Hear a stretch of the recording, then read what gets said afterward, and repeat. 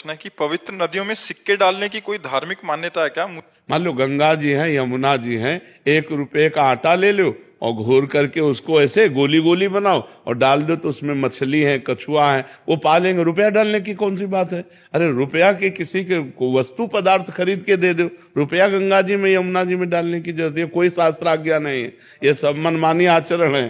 जब डालते तो मैं मना करता हूँ कि भाई क्यों डाल रहे, तो वो बताते नहीं है, बोले तुम्हें क्या मतलब है, सब डाल दे। हाँ नहीं, आजकल लोग मनमानी करते हैं। हम कहते हैं गंगा जी, यमुना जी, इनमें जैसे आप है ना, 1 रुपया, 2 रुपया, 4 रुपया का आटा ले लो और उसकी गोली गोली बना के डालो, तो छोटे छोटे जो जल जंतु होते हैं वो खाएंगे, प्रसन्न रहेंगे, उनका भरण पोषण होगा। रुपया डालने से किस काम में आएगा? हम तो देखा है केसी घाट में वो लड़के जो होते हैं ना, वो गोल गोल वो चुंबक, हाँ, रस्सी में 3-4 बाल के ऐसे डालते हैं यमुना जी में, और चिपक के निकल आते हैं, से दिन भर लगे रहते हैं जहाँ ज्यादा यात्रियों का आवागमन होता है। हमें लगता है ऐसा करे, 1-1 रुपया अगर तुम्हें दान करना है ना, तो तुम एकत्रित कर लो, एक गोलक बना लो, 1-1 रुपया। अब 100 रुपया है, 100 रुपया का हरा चारा लेकर गाय को डाल दो, या 100 रुपया किसी बीमार आदमी के काम में दे दो, या 100 रुपये का भोजन किसी को पवा दो। गली कूचे में बैठे हुए ऐसे लोग गरीब हैं जो हम पर दया करने के लिए बैठे, भोजन पवा दो। ऐसे रुपया फेंकने से क्या फायदा है जी। माधव वशिष्ठ जी महाराज जी कह रहे हैं कि जो श्री जी को पोशाक धारण कराई जाती है उसमें क्या सावधानी रखनी चाहिए? जैसे गर्मियां आ गई हैं तो गर्मियों में क्या उनको भी श्री जी को सुखद होना चाहिए और हवा लगनी चाहिए। ऐसे वस्त्र जैसे हमको अनुकूल, भगवान की सेवा कैसे कहते हैं? देह भाव से। भगवान की सेवा कैसे करते हैं? जैसे अज्ञानी पुरुष अपने देह का पोषण करता है। अज्ञानी पुरुष जैसे गर्मी का समय है तो अपने शरीर के लिए कैसा वस्त्र धारण करता है, कैसा जल चाहता है, कैसा भोजन चाहता है, हमको ठीक वैसे ही करना है। जैसे देहा अभिमानी जीव अपने शरीर को सुख देने के लिए करता है, ऐसे अपने इष्ट के सुख के लिए करना चाहिए। लक्ष्मण जी के लिए आया है कि वो सिया राम जी की कैसी सेवा करते हैं, जैसे जीव अविवेकी पुरुष शरीर ही। जैसे अविवेकी पुरुष अपने शरीर को सुख देने के लिए, भाई गर्मी, अब जैसे सर्दी है तो पानी को हम उतना ही गर्म करें, पहले अपने हाथ में डाल के देखें, फिर श्री जी को स्नान कराएं। अपने को जैसे गर्म कपड़े, तो कोमल और गर्म कपड़े श्री जी को। अब जैसे गर्मी आ गई है तो ऐसे कपड़े धारण करवाएं जिससे गर्मी न लगे श्री जी को, वस्त्र भी धारण हो और सुखद हो, स्पर्श में सुखद हो।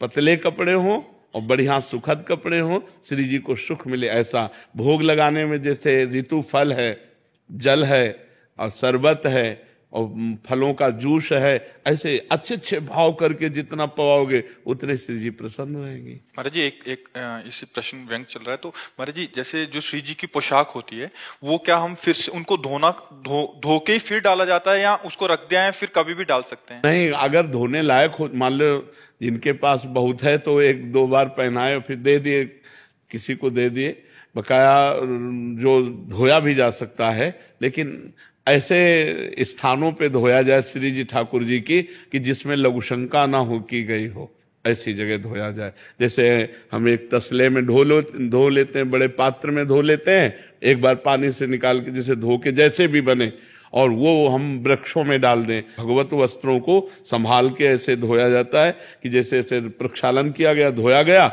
एक तो वहां ज्यादा उसमें साबुन और सब की जरूरत नहीं होती, वो साफ ही होते हैं। अगर प्रक्षालन पवित्र करना है तो जैसे पानी डाल दिया गया और नीचे पात्र रखा हुआ है, बड़ा टप रखा हुआ है, वो सब पानी टप में गया, टप उठाकर किसी वृक्ष के थाले में डाल दिया गया, जिसे किसी के पैरों के नीचे भी ना पड़े, बाथरूम में भी ना जाए।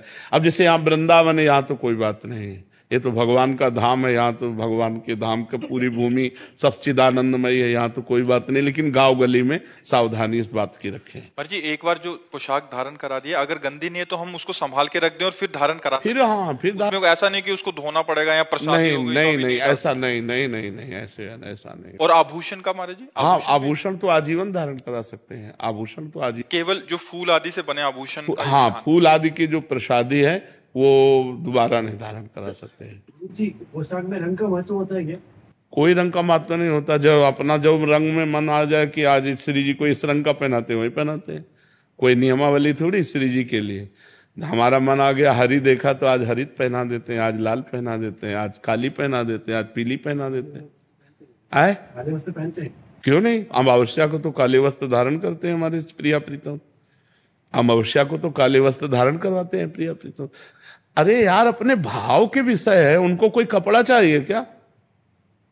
हमारे भाव जैसे बनते चले जा रहे हैं। वैसे गर्मी का समय था, ठाकुर जी की सेवा करके शयन करा के जयमल जी गए तो ऊपर छत पे गए, बंगले पे अपने राजा थे, तो हवा आ रही शीतलता, उनके मन में आया यार ठाकुर जी को नीचे शयन करा के हम ऊपर से हवा ले रहे हैं, ये तो ठीक नहीं। तो ठाकुर जी के लिए अलग महल बनवाया और ऊपर जैसा अपना बंगला वैसे सब खिड़की से हवा आ रही, सब ऐसे पूरा राज दरबार की तरह जाली पड़ी हुई और गद्दा लगा हुआ शयन कक्ष, पूरा शीतल कक्ष बनवाया, शीतल। और रोज शाम के जाकर के प्रिया प्रीतम को शयन कराते, जो श्री विग्रह था चरण दबाते और शयन करा के आते और सीढ़ी हटा देते कि कोई वहां पहुंच ना पाए।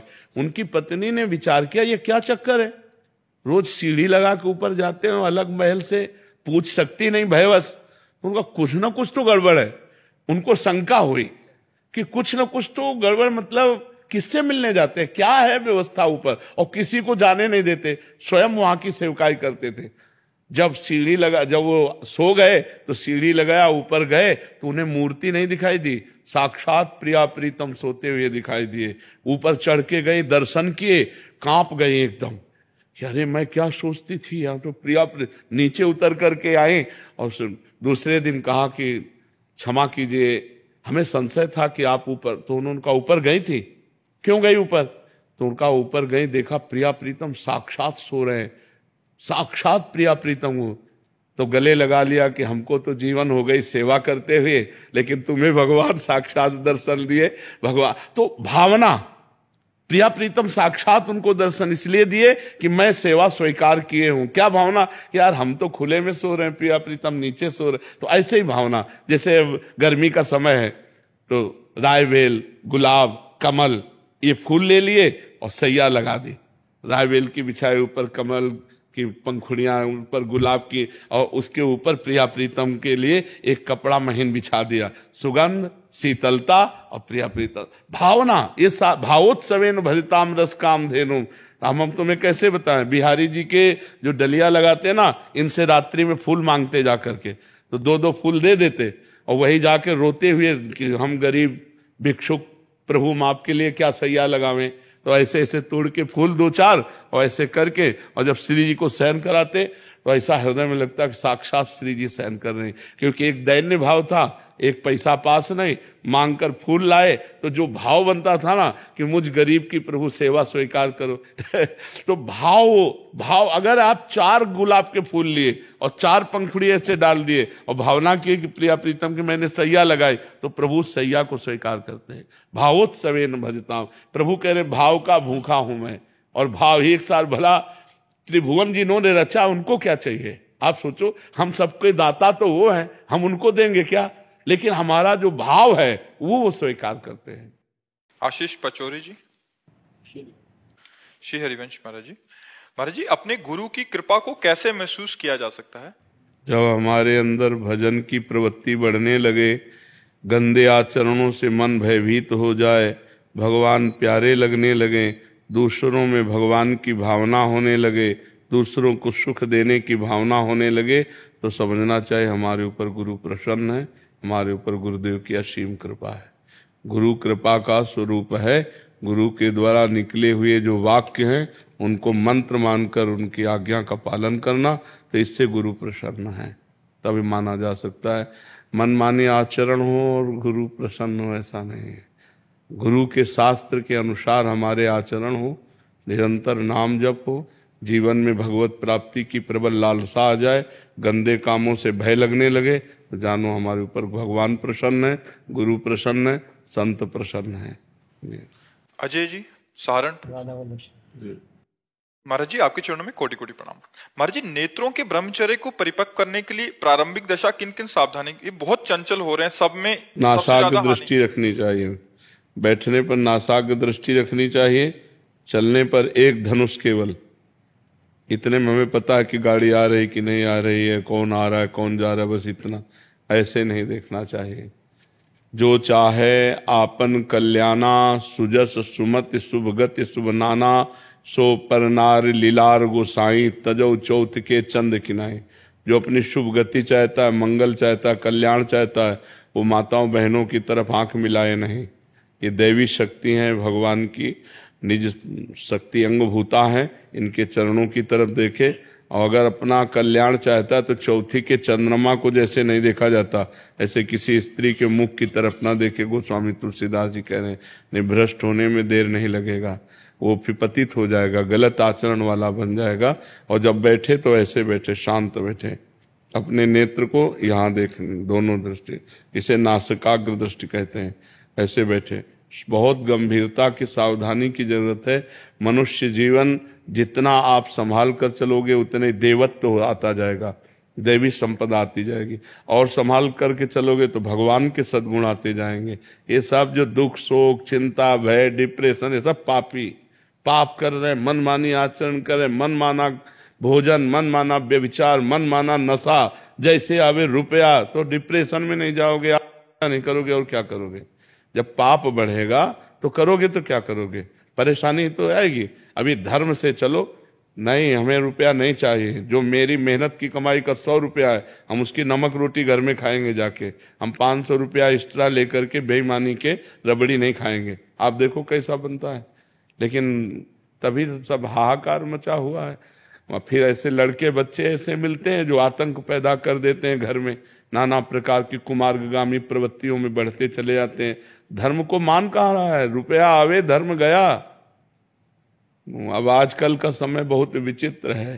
पहले था कि धन गया तो कुछ नहीं गया, स्वास्थ्य गया तो कुछ गया, लेकिन चरित्र गया तो सब कुछ गया। नहीं, अब इसका उल्टा कर दो, चरित्र की महिमा नहीं रह गई, पवित्रता की महिमा नहीं रह गई।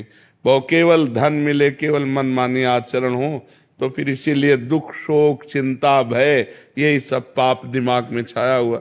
नहीं, मनुष्य जीवन आनंद के लिए मिला है।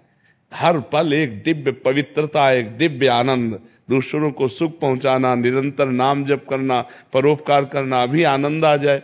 लेकिन आनंद का मार्ग तो इधर है, चल विपरीत रहे तो कैसे आनंद की प्राप्ति हो। जी राजेंद्र कुमार जी, भरतपुर से। राधे राधे महाराज जी। महाराज जी, मैं साल भर से नाम जप कर रहा हूँ महाराज जी, मेरा मन थोड़ा शांत नहीं रह रहा। ये कह रहे हैं कि शांति चाहते हैं पर शांत क्यों नहीं रह रहा, पता नहीं चल रहा महाराज जी। जाप भी करने का प्रयास कर रहा हूँ फिर भी। कामनाओं को जब तक हम कंट्रोल नहीं करते तब तक शांति सुख नहीं मिलता। बिन संतोष न काम न साही, और अछत काम सुख सपने नहीं। जब तक ये कामनाएं जिंदा हैं तब तक ये हमें जिंदा रहने नहीं देती, ये अशांत करती रहती है। थोड़ा संतोष धारण करो, जो भगवान जैसे चला रहे हैं उसमें राजी रहो। यथा लाभ संतोष सदा काहू सो कछ न चाहोगे। जब संतोष आ जाता है तो शांति अपने आप आ जाती है। जब तक संतोष नहीं होता तब तक शांति नहीं होती। कोई न कोई कामना अशांत करती रहती है, कोई न कोई बात अशांत करती रहती है। नींद भी नहीं पड़ती है। नहीं, आप ये विचार करो कि अगर कोई अंदर बात ना हो तो परमानंद जागृत हो जाए। एक बात समझो, सिद्धांत है ना, अगर कोई बात अंदर ना रह जाए, प्रशांत आत्मा, तो फिर ब्रह्म भूत कलमशा अकलमशा निष्पाप ब्रह्मभूत हो जाए। कोई न कोई बात हमारे अंदर रहती है जिसको हम पकड़ नहीं पा रहे, हमें अशांत किए हुए। अंदर देखो कोई बात है, कोई कामना, कोई अशांति, कोई प्रियता, कोई चाह, सब कुछ ठीक हो गया भगवान के पास महाराज। अब कोई कम नहीं, पर तो फिर अशांति क्यों है? 1 साल से राम नाम का जप भी करता हूँ, भोजन पाता हूँ तो भगवान भोग करके पाता हूँ। हाँ, तो अशांति किस बात के, वो तो पकड़ो ना अंदर की अशांति किस बात को लेकर। महाराज जी, ऐसा हो सकता है कि भजन में ज्यादा चित्त लग रहा हो, कि अभी संसारिक जो व्यवहार है उसमें मन ना लग रहा हो, ऐसा भी हो सकता है। लेकिन उदासीन मत हुई, नौकरी से उदासीन मत हुई, ये भी भाग नहीं लगता, बिल्कुल पता नहीं, मन बिल्कुल विचलित हो जाता है, नींद नहीं पाती है, बिल्कुल कुछ भी नहीं सोचता हूँ महाराज जी, कभी पता नहीं ये। अगर भजन से नींद नहीं आएगी तो परेशानी नहीं होगी। एक बात है समझ लो, अगर भजन से नींद नहीं आएगी ना, कि भजन करते हुए पूरी रात व्यतीत हो गई और नींद नहीं आई, तो परेशानी नहीं होगी। और अगर शारीरिक कुछ कमी मतलब ऐसी जो जिससे नींद ना आवे, तो उसको डॉक्टर को दिखा लो किसी। आप आनंदित रहिए, आनंदित रहिए और अंदर के विषय को देखते रहिए। हमें तो लगता है कि आप 1 साल से नाम जप कर रहे हो, हम लोगों का जीवन नाम जप करते हुआ। ये जरूर है, जैसे अब हमसे पूछो, हमारे मन की पूछो तो लगता बंद कमरा एकांत शांत, पर हमको ड्यूटी दी है भगवान ने, वो हमें करना है। अपने मन को रोक करके हम ये बात करते हैं, आपसे प्रश्न उत्तर करते हैं, आपसे बात। तो जब हमारा मन भजन में लगने लगता है तो संसार व्यर्थ लगने लगता है सब, तो फिर वो अच्छा नहीं लगता है, फिर अच्छा नहीं लगता। पर ऐसा होने पर भी अपने कर्तव्य का पालन करना चाहिए। मन मार करके अपने कर्तव्य का पालन जैसे हम कर रहे हैं ऐसे आपको करना चाहिए। और नींद वाली बात तो मुझे कम समझ में आ रही है कि जैसे दिन भर भजन करे तो डट के नींद आ जाती है, थक गए ना तो नींद आ जाती है। यदि भजन करते हुए रात पूरी निकल जाए और नींद ना आवे तब तो और आनंद आता है, डिस्टर्ब नहीं होते। हमें लगता है कुछ मतलब ऐसी शरीर की मांग है किसी औषधि की जिससे हमारा दिमाग शांत और स्थिर हो जाए। जैसे जोई जोई प्यारो करे सोई मोहि भावे। तेज प्रताप जी दिल्ली से। श्री हरिवंश महाराज जी। गुरुदेव, जब हम किसी के बारे में ज्यादा सोचते हैं या फिर किसी को बार बार देखते हैं तो वो चीज किसी ना किसी दिन हमारे सपने में अवश्य दिखाई देती है। लेकिन गुरुदेव, जब वही हम भगवान की लीलाएं देखते हैं या फिर उनका ज्यादा स्मरण करते हैं तो भगवान उसी रूप में स्वप्न में क्यों नहीं आ रहे महाराज जी? ऐसा नहीं करते। भगवान की ज्यादा लीलाएं सुनना और भगवान के लिए ज्यादा चिंतन करना, ये तो तुम महापुरुष हो जाओ। तुम साधारण बात समझते हो, केवल प्रश्न करना सहज है। भगवान की लीलाओं को ज्यादा सुनना और भगवान की लीलाओं का ज्यादा चिंतन करना और भगवान का नाम चिंतन करना, और फिर ये अधूरापन होना कि भगवान की लीलाएं हमारे स्वप्न में नहीं आती, कैसी बात करते हो? कितना भजन करते हो, कितनी लीलाएं पढ़ते हो, कौन से पुराण का अध्ययन कर लिया, कौन से शास्त्रों को श्रवण कर लिया? बोलो, कौन से बैठ करके संत चरणों में तुमने सब शास्त्रों का श्रवण किया? कितना नाम जप करते हो, कितना कीर्तन करते हो, कितने घंटे शास्त्र स्वाध्याय करते हो? केवल बच्चा प्रश्न कर लेना सहज होता है, ऐसे मर्यादा भगवान की लीला की खंडित होती है। यहाँ तो ऐसा लगता है कि जगे ना, सोते ही रहे। स्वप्न में जो आनंद भगवान देते हैं ना, हाँ, कभी विशेष विशेष महापुरुषों का समागम, कभी भगवान की मंगलमयी लीलाएं, तो ऐसा लगता है जगना व्यर्थ है, सोते ही रहे जिनमें भगवान की लीलाएं और चिंतन चलते हैं। ज्यादा शब्द कहे, माला 2 माला घुमा लो तो भी बात पवित्र तो हृदय होने ही लगता है। लेकिन ज्यादा जैसे तुम कह रहे हो तो ज्यादा करके देखो, खुली आंख दर्शन होने लगेंगे, खुली आंख भगवान की लीला का चिंतन होने लगेगा। कैसी बात करते हो? वो भी बात हम लोगों से करते हो। हमारी आशा यही है, हमारा जीवन यही है, हमारी साधना यही है, हमारी पूर्णता यही है। बस समझ आई ना? हाँ, तो गलत प्रश्न था।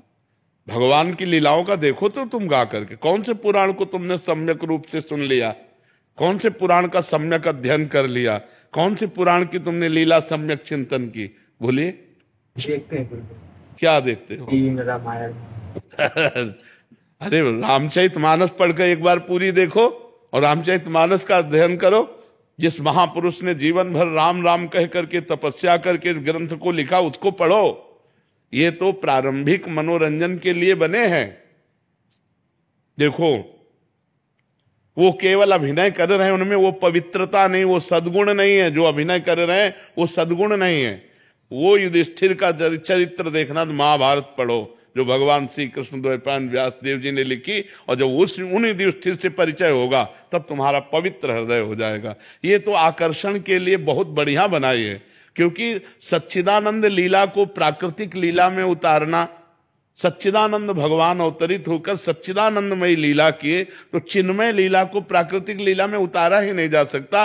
वो यथा की अनुभव जो अनुकरण किया गया, वो भी इतना आनंद दिया कि जिस समय रामायण चलती थी उस समय जाम लग जाता था, सब शांत हो जाते थे, लोग आनंदित होकर देखते थे। तो सोचो, जब उस समय सच्चिदानंदमयी लीला को जब तुम वाल्मीकि रामायण में पढ़ोगे, जब रामचरितमानस में पढ़ोगे, राम राम जपोगे और लीला का पढ़ करके चिंतन करोगे तो तुम ब्रह्म ऋषि हो जाओगे, तुम भगवान के नित्य भक्त हो जाओगे। कैसी बात करते हो? अनुकरण किया ही नहीं जा सकता। जो यत्किंचित अनुकरण है वो हमारे को भगवान की तरफ थोड़ा सा, लेकिन भगवान की लीलाओं में प्रवेश करा दे, वो तो रामायण कराएगी।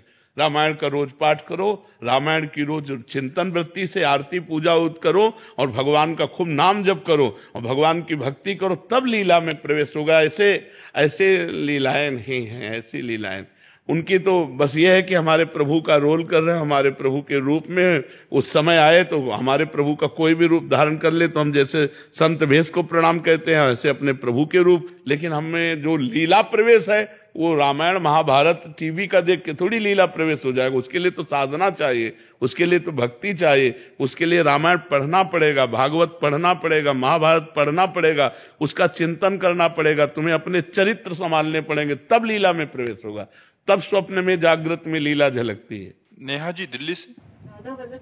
श्री हरिवंश महाराज जी, गुरुदेव आपके चरणों में कोटि कोटि प्रणाम। महाराज जी, यदि किसी का शरीर वृंदावन से बाहर छूटे लेकिन अंतिम संस्कार वृंदावन में किया जाए तो उसका भी कुछ महत्व? हमारी समझ में ज्यादा महत्व नहीं।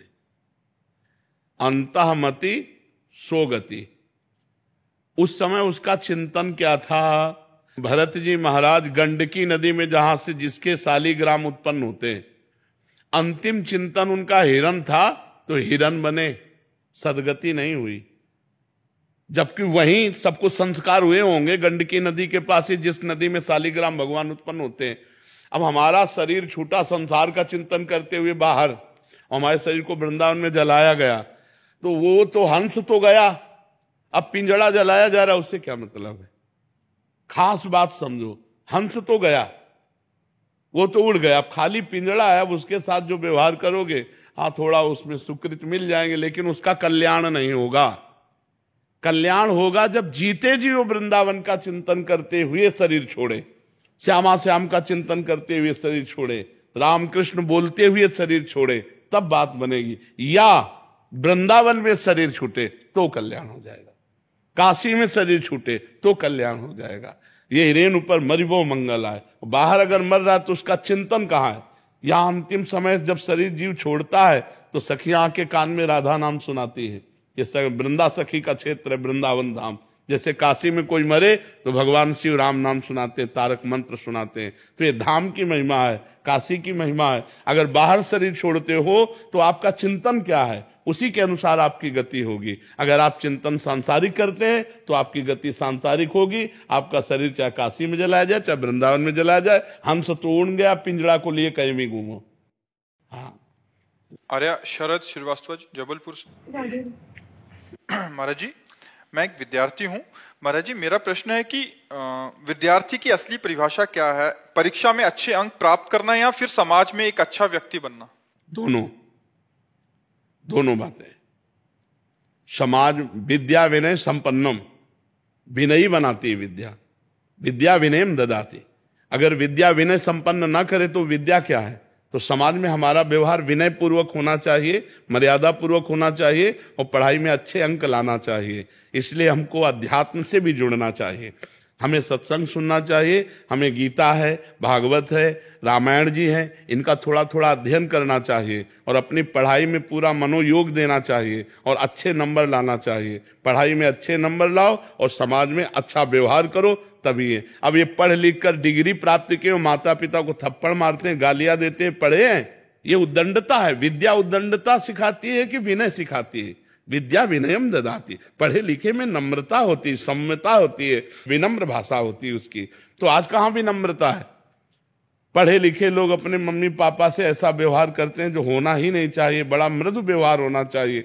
वयोवृद्ध मम्मी पापा, दादा दादी, इनसे व्यवहार विनम्र होना चाहिए। तो हमें लगता है कि पढ़ाई में भी अच्छे नंबर लाओ और समाज में भी अच्छा व्यवहार आपका होना चाहिए, तभी आपकी पढ़ाई सफल है, तभी आपका जीवन सफल है।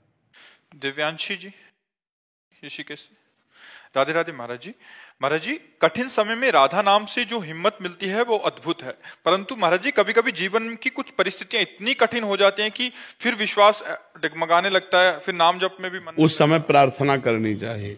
जब ऐसी परिस्थिति आवे तो भगवान से प्रार्थना करनी चाहिए, श्री जी से प्रार्थना करनी चाहिए। प्रार्थना में बल होता है कि नाथ परीक्षा मत लो, मैं फेल ही हूं, मेरे में सामर्थ्य नहीं कि मैं पास हो जाऊं, प्रभु मुझे बल दो जिससे या तो विपत्ति हटाओ या समस्या हटाओ, या मुझे बल दो कि मैं इस समस्या में आपका सुमिरन करते हुए निकल जाऊं। नाथ अगर आप मुझे छोड़ दोगे तो मैं गिरी जाऊंगी, मेरे में कोई सामर्थ्य नहीं। प्रभु, तो प्रभु से प्रार्थना करो, आप देखेंगे आपको तत्काल बल मिलेगा। प्रार्थना से तत्काल बल की प्राप्ति होती है, प्रार्थना से भगवान का अवतार हो जाता है। सब देवता ऋषि मुनि मिलकर जब भगवान की प्रार्थना करते हैं तो भगवान अवतरित होने के लिए विवश हो जाते हैं। यदि हम भावपूर्वक प्रार्थना करेंगे तो भगवान या तो परिस्थिति हटा देंगे या परिस्थिति सहने योग्य हमें बना देंगे। आप प्रार्थना कीजिए और नाम जप कीजिए। जय प्रकाश जी, मथुरा से। राधे राधे महाराज जी। महाराज जी, पाप कर्म का फल संकल्प लिए बिना ही मिल जाता है, लेकिन मनोकामनाएं पूर्ति हेतु कोई भी कर्म कांड अनुष्ठान के लिए अपना नाम, अमुक गोत्र, स्थान, तिथि आदि बोलकर संकल्प लिया जाता है तथा वैवाहिक तात्कालिक सुख के लिए, तात्कालिक परिवर्तन के लिए संकल्प किया जाता है। तात्कालिक कि मैं अभी ये चाहता हूं, और जो पूर्व से उसका संकल्प किए हो क्या? जो पूर्व का पुण्य है उसका संकल्प करते हो क्या? वो अपने आप आकर के सुख दे देता है। जैसे पूर्व का पाप बिना संकल्प के दुख दे देता है, ऐसे पूर्व का पुण्य बिना संकल्प के सुख देता है। अभी हमें ये परिवर्तन चाहिए, अब संकल्प करो, उसका अनुष्ठान करो, और अगर उसका अनुष्ठान जोर पड़ता है तो पूर्व प्रारब्ध जो पाप है उससे जोर का अनुष्ठान हो जाएगा तो परिवर्तन हो जाएगा। नहीं खोपड़ी के बल खड़े हो जाओ तो नहीं परिवर्तन होगा। करके देख लो, हो ही जाता है क्या? सबका हो ही जाता है क्या? करके अनुष्ठान देख लो। यदि पाप है 250 ग्राम और संकल्प है 25 ग्राम, क्या करेगा? 4-5 बार अनुष्ठान करवाओ और वो नष्ट हो, तब जाकर सफलता होगी। ऐसे थोड़ी सफलता हो जाएगी। नहीं, सब संकल्प करते हैं काम बन जाए ना तुरंत। सबके काम बन जाते हैं क्या संकल्प करते? नहीं बनते। जिसका अब पाप है 25 ग्राम और संकल्प है 250 ग्राम, दबा के उसे नष्ट कर दिया, सफलता प्राप्त हो गई। तो तत्कालिक सुख का परिवर्तन करने के लिए कि हम तत्कालिक परिस्थिति को उत्तम बनाना चाहते हैं, इसके लिए संकल्प किया जाता है। इसके लिए संकल्प किया। समझ पाएगा आपकी? नहीं पाए जी। अर्धांगिनी को भी तो लेते हैं साथ में। अर्धांगिनी पत्नी हो और उसके बगैर संकल्प नहीं लिया जा सकता। कोई भी अनुष्ठान करते हैं तो अर्धांगिनी का होना जरूरी है। क्यों नहीं जरूरी है? अर्धांगिनी क्यों बनाया है? इसीलिए तो बनाया है। उसकी अनुमति जरूरी है। उसका देखो, जब राम जी सिया जी अंतर्ध्यान हो गई ना भूमि पे, तो जब राम जी ने यज्ञ किया तो सोने की सीता बना करके वाम भाग में विराजमान किया। स्वर्ण की सीता वाम भाग में विराजमान करके तब यज्ञ याद किया। अर्धांगिनी इसीलिए अर्धांगिनी है कि उसके सत्संग में आने के लिए, जैसे आपके दर्शन करने गुरु जी के, तो अर्धांगिनी का आना जरूरी है? नहीं, ऐसा नहीं, ऐसा जरूरी नहीं। ऐसा संकल्पित कार्य जैसे हम यज्ञ कर रहे हैं, हम जैसे सप्ताह की भागवत कर रहे हैं, कोई अनुष्ठान कर रहे हैं, तो उसमें अगर वो नहीं आना चाहती है तो उसके लिए आसन जरूरी है। हाँ, उसका एक अधिकार होता है और आप जो पुण्य करेंगे उसको फल प्राप्त होगा। अगर वो आपके अनुकूल चलती है तो, अगर वो प्रतिकूल चलती है, आपकी अवहेलना करती है, आपका अपमान करती है, निरादर करती है, तो पतिव्रत धर्म में है नहीं, तो उसको कहां से प्राप्त हो जाएगा? लेकिन उसका अधिकार है, वो अर्धांगिनी है, और ऐसा चाहिए कि उससे अनुमति लेकर के ही धर्म कार्य किए जाएं। उससे अनुमति, उसको इस बात का अधिकार मिलना चाहिए अर्धांगिनी का, और उसको सोचना चाहिए कि मेरे पति हैं, मेरे भगवान हैं, मुझे पूरा इनका सहयोग करना चाहिए। दोनों प्रेम से चलना चाहिए। लेकिन ये आज बड़ा असंभव है। पूर्व की जिनको लड़का लड़की ने देखा नहीं, केवल घर वाले ब्याह कर देते थे, जब घर में आके देखते थे कि हमारा पति है, हमारी पत्नी है, तो जीवन में कभी नाम उच्चारण नहीं करती थी। धर्म की धज्जियां उड़ाई जा रही हैं। जो धर्म का सिद्धांत है उसकी धज्जियां उड़ाए। देवी देवता सब पूज के, ब्याह होने के बाद भी पूरे गांव की देवी देवता पूज के, गुरुजनों की आज्ञा लेकर तब गृहस्थ धर्म में उतरते थे। यहाँ जरूरत है नहीं, पहले ही बॉयफ्रेंड गर्लफ्रेंड है, पहले ही लिव इन रिलेशन है, तभी वो पति के साथ टिकती नहीं है। वो पति के, और पति भी उनके साथ ले टिकता हुआ। और तो आजकल तो बड़ा विचित्र हाल है कि किसी की गृहस्थी पवित्र जुड़ जाए और आजीवन निभ जाए, ये बहुत बड़ी बात है। अब तो ऐसा चल पड़ा कि 30 साल के बाद डिवोर्स, 30 साल के बाद डिवोर्स है। एक मिनट, मैं अधिवक्ता हूँ, तेलंगाना हाईकोर्ट में प्रैक्टिस करता हूँ। मैंने 7 दिन में डाइवोर्स देखा है। 7 दिन ब्याह हो, 7 दिन में डाइवोर्स देखा है। मैंने दूसरे दिन अलग होते हुए देखा। हाँ बिल्कुल बिल्कुल बिल्कुल। तो ब्याह काहे को किए, वो तो गलत आचरणों में फंसा हुआ व्यक्तित्व है, चाहे स्त्री का हो चाहे पुरुष का हो। इसीलिए अरे अपना भारत देश ऐसा है, इस धर्म की मर्यादा एक बार जिसका हाथ पकड़ लिया तो कमी बेसी ना देख करके आजीवन निर्वाह किया जाता था। पूर्वजों में देखो, गांव में कभी हमने ये डिवोर्स शब्द नहीं सुना, कभी शब्द नहीं सुना। आजकल देखो कैसे वातावरण बन रहे हैं। करण खंडेलवाल जी मुंबई से। महाराज जी आपका भी सिमिलर प्रश्न है। ये कह रहे हैं कि आप 10 सालों से अभिनय की जगत में हैं। ये कह रहे हैं मन अशांत रहता है महाराज जी। कोई कहता है कि किसी ने जादू कर दिया है, कोई कहता है कि ओवर थिंकिंग चल रही है इसलिए। हाँ, जादू तो नहीं किया, जादू तो नहीं। जादू होता तो तुम हमारे पास यहाँ बैठ नहीं सकते थे। ओवर थिंकिंग, एक जो अपने चित्त में सबसे बड़ा बनने की, महान बनने की एक आकांक्षा होती है।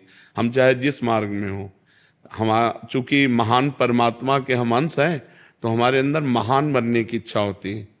सबके अंदर, चाहे जिस डिपार्टमेंट में हो, सबसे बड़ा बनने की इच्छा होती है। क्योंकि सबसे बड़े भगवान के हम बच्चे हैं ना, तो हमें लगता है कि हम सबसे बड़े बने।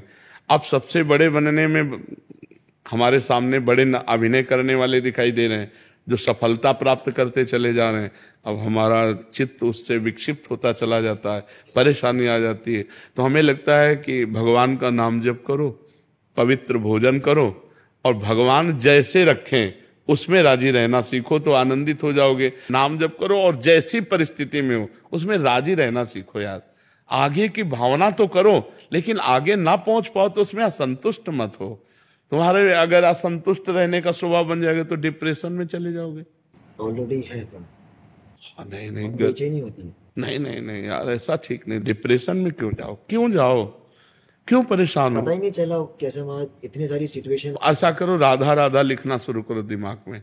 खाली समय जो है ना, शैतान का मन होता है। अगर खाली छोड़ दो ना, फिर मन शैतानी करने लगता है, बदमाशी करने लगता है, ओवर थिंकिंग में फंसा देता है। ये आप जपो, थोड़ा मन पवित्र होगा तो आपको आनंद मिलेगा। राधा देखो, आंखों के सामने लिखो राधा, आंखों से ही लिखो। राधा लिखा, आप बार बार राधा राधा राधा राधा। ये ऐसी दवा है कि लोक परलोक सब मिल जाएगी। हाँ, राधा राधा राधा राधा। अब आके वृंदावन में आए हो तो मंगल तो होगा ही। भगवान और संत दरबार में आने से मंगल तो होता ही है। मंगल ना होता तो आप क्यों आते, डॉक्टर के पास जाते, जादू टोना। और जादू टोना नहीं, क्योंकि मैंने काफी सारे लोगों को दिखाया था, एस्ट्रोलॉजर को दिखाया था, पंडित को दिखाया था, तो सबने ये कहा कि कोई काला जादू है जिसकी वजह से आपके परिवार कुछ नहीं। रुपया घसीटने के लिए सब काला जादू है।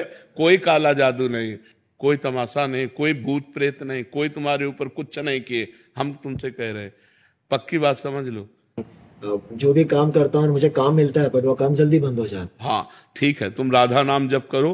बस सुबह उठ करके 5 भक्तों के नाम ले लिया करो, जो भगत तुम्हें याद आवे। कुछ भगत याद हैं? एक को भगत याद नहीं। देखो हम तुम्हें नाम बताए, स्वामी हरिदास जी, चैतन्य महाप्रभु जी, नित्यानंद महाप्रभु जी, नागरी दास जी, हरिवंश महाप्रभु। 5 नाम कोई जैसे, तो यही याद कर लेना। 5 भक्तों का सुमिरन रोज करो और राधा नाम का सुमिरन करो, और 10, 15, 20 मिनट व्यायाम करो। व्यायाम करते हो? अब यार नहीं, 10, 15, 20 मिनट व्यायाम करो, शरीर को थोड़ा। अब ऐसे बुझे से यार, बुझे से जीवन बुझाने के लिए। और व्यायाम करके नाम जप करते हुए कोई ना कोई दिनचर्या में लगे रहो। फालतू मत बैठो, खाली मत बैठो। खाली हो तो शास्त्र स्वाध्याय करने लगो, ठीक है ना, और प्रसन्न मन से रहो। और आज हम तुम्हें कह रहे हैं ना, कोई जादू तुम्हारे ऊपर है, ना कोई काला जादू है, ना पीला जादू है। नहीं, कोई जादू नहीं। हम तुम्हें जो बता रहे हो मान लो, कोई जादू नहीं। किसी की बात मत मानना। जो झाड़ फूक करवाए कुछ फर्क पड़ा? जब आई ले तो फर्क क्या पड़ेगा?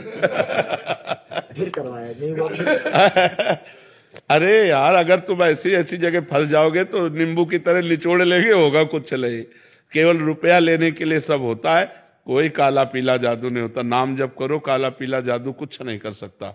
ऐसे देखो, हम तुम्हें बताएं, जैसे हम तुम्हारा बुरा चाहें और तुम नाम जप कर रहे हो, तुम्हारा बुरा होना नहीं है, तो हम लाख चाहे नहीं हो सकता। अगर तुम्हारा बुरा होना है और मेरी चाह हुई और दोनों मिल गई तो तुक्का लग गया। मेरी चाह से तुम्हारा बुरा नहीं हुआ। कौन काहू के सुख दुख कर दाता, निज कृत कर्म भोग सुन भ्राता। खिलवाड़ का विषय थोड़ी, भगवान का भजन है।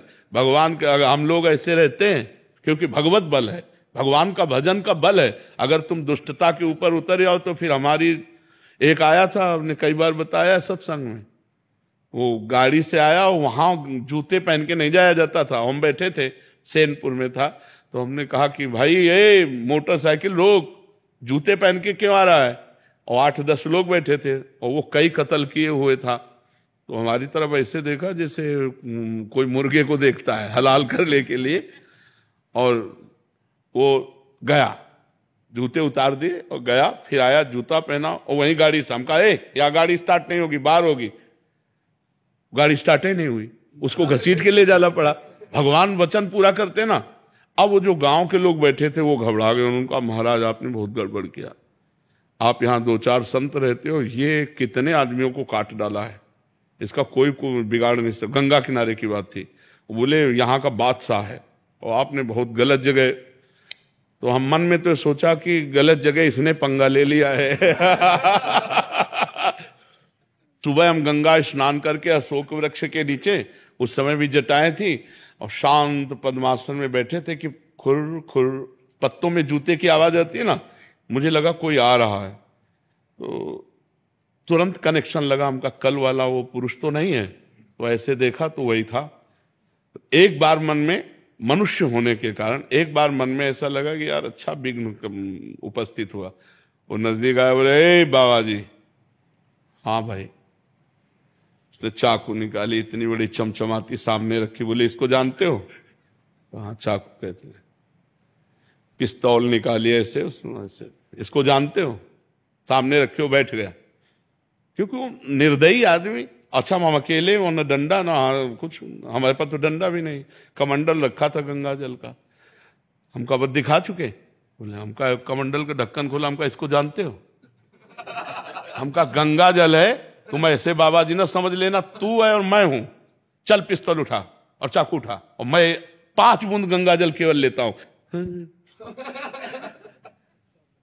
ये खिलवाड़ सब संत महात्मा बदल का खिलवाड़ नहीं है। तो ऐसा लेके कोई जादू टोना काल ऐसा हो ना, तो भगवान के भक्तों को, संतों की महिमा सब ऐसे नहीं, खिलवाड़ नहीं। हम लोग ऐसे रहते हैं, लेकिन अगर अपने पे आ जाए तो सामने वाला टिक नहीं सकता। ऋषियों ने जो साप दिया है वो व्यर्थ क्यों नहीं गया? क्योंकि उनके पास तप है, उनके पास भजन, उनके पास साधना है। तो ये बात तो तुम भूल जाओ कि तुम्हें किसी ने कोई जादू टोना किया, आज से बिल्कुल निर्विघ्न। हाँ, तुम्हारा जो चिंतन है उसको तुम संभालो, राधा राधा राधा राधा उसमें, और खान पान ठीक करो। मांस खाते हो? मैं खाता था, अब छोड़ दिया। आज से छोड़ रहे हो या पहले? नहीं, आज से नहीं, मैं हो गया। और शराब? अब शराब मांस मत खाना और राधा राधा नाम जप करना, और कुछ दिन में सब सही होने लगेगा। धीरे धीरे नाम जप करते रहो, प्रसन्न रहो, आप चिंता न करो। बाबा हम ब्रजवासी हैं, हम गिरिराज जी की सेवा करें। भाव जी हो मन में बार बार ही हुए कि वैसे ब्रज छोड़ियो को मन तो करे ना कहूँ। अगर ये शरीर छूटो तो दोबारा ब्रज में जन्म होगो के कहूँ क्या होगो पता नहीं। इस 84 कोस के अंदर शरीर छूटा तो यही जन्म होगा। अगर इसके बाहर छूटा तो हम नहीं बता सकते। फिर अगर उस समय ठाकुर जी का चिंतन है तो फिर आ जाओगे, ठाकुर जी का चिंतन नहीं तो जो चिंतन होगा वही जन्म होगा। भगवान ऋषभ देव जी के पुत्र भरत जी भगवान के पुत्र हैं, और हिरण का चिंतन करते हुए शरीर छूटा तो हिरण बनना पड़ा। तो इसलिए ब्रज 84 कोस की सीमा के अंतर्गत यदि शरीर छूटता है तो गारंटी यही, चाहे कीड़े मकोड़ा बने लेकिन यही रज के बनेंगे। और अगर बाहर शरीर छूटा तो फिर भगवान जाने उस समय आपका चिंतन क्या होगा, ये ब्रज राज जाने, वही निर्णय कर सकते हैं। मतलब हर समय चिंतन गिरिराज जी का होना चाहिए, कुल मिला के बात। हाँ, कुल मिला के